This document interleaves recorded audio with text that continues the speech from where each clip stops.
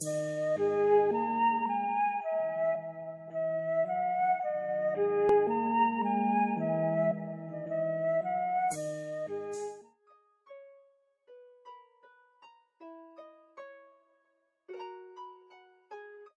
tout le monde, aujourd'hui nous allons parler d'une légende plus que connue, celle de la création de Rome. Elle fut créée par deux frères jumeaux, Romulus et Rémus, qui ont été abandonnés à leur naissance. Selon la légende, Romulus fonda Rome, la ville qui porte son nom, en 753 avant notre ère. Romulus et Rémus étaient fils de la princesse Rhea Silvia, descendant d'Énée, le héros troyen réfugié en Italie après la destruction de Troie pour y fonder un nouveau royaume. Ascagne, le fils d'Énée, fonda la cité d'Albe la Longue, dont son descendant Numitor devint le roi quelques siècles plus tard. Ce Numitor fut détrôné par son frère Amulius, lequel, afin d'empêcher Numitor d'avoir un successeur mâle légitime, obligea la fille de ce dernier, Rhea Silvia, à se faire vestale.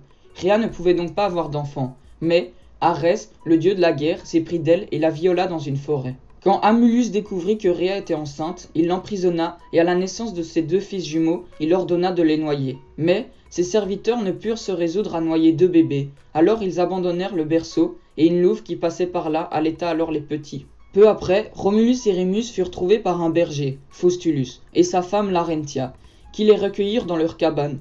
Les deux jumeaux grandirent et devenaient de hardis bergers, défendant leurs troupeaux contre les bêtes sauvages.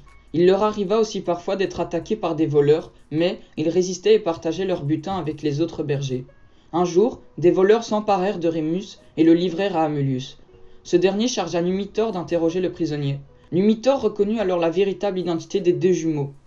Amulius fut ensuite chassé du pouvoir au cours d'une révolte conduite par Romulus et Rémus, et Numitor récupéra son trône. Les deux frères décidèrent ensuite de fonder une nouvelle ville. Ils choisirent pour l'édifier l'endroit même où ils avaient été abandonnés. Mais un choix ne tarda pas à les opposer. Quel nom donner à cette ville et lequel des deux jumeaux devrait être son premier souverain? Vu qu'ils étaient jumeaux, aucun ne pouvait invoquer un droit d'aînesse. Ils décidèrent alors de s'en remettre aux dieux. Romulus escalada la colline du Palatin et Rémus celle de l'Aventin. Rémus fut le premier à recevoir un signe. Il vit 3 vautours dans le ciel, mais aussitôt après, Romulus rapporta que lui-même en avait vu 12. Une fois encore, ils ne purent retrouver un accord. Rémus a été le premier à voir les oiseaux, mais Romulus en a vu davantage. Une bagarre éclata entre les deux frères et leurs partisans, dans laquelle Rémus fut tué, donc Romulus fut le seul maître de la ville et il lui donna son nom, Rome. Rome devint une cité prospère, notamment grâce au fait que Romulus autorisa les hommes dépourvus de terre à venir s'installer dans sa ville, ce qui provoqua rapidement une importante augmentation de la population masculine. Les Romains ayant une réputation peu flatteuse, les tribus voisines n'étaient guère disposées à leur donner leurs filles en mariage. Romulus imagina donc une solution à ce problème. Il profita alors de la fête de Consus, à l'occasion de laquelle était organisée une grande course de chevaux dédiée à Poséidon. Une foule énorme s'y rendit, comprenant des femmes et des enfants, notamment des Sabines qu'on accueillit chaleureusement. Quand les jeux commencèrent, les Romains se précipitèrent sur les Sabines les plus jeunes et les enlevèrent. Certains des peuples voisins attaquèrent alors les Romains pour tenter de récupérer leurs femmes, et une grande bataille dut être livrée à l'endroit qui allait devenir plus tard le Forum de Rome.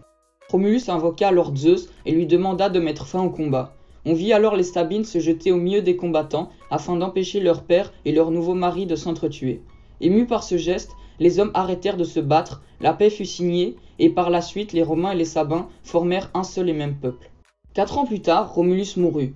Alors qu'il inspectait ses troupes sur le champ de Mars, une violente tempête éclata. Romulus fut soudain enveloppé dans un épais brouillard et quand revint le calme, on s'aperçut que son trône était vide. Il était devenu un dieu.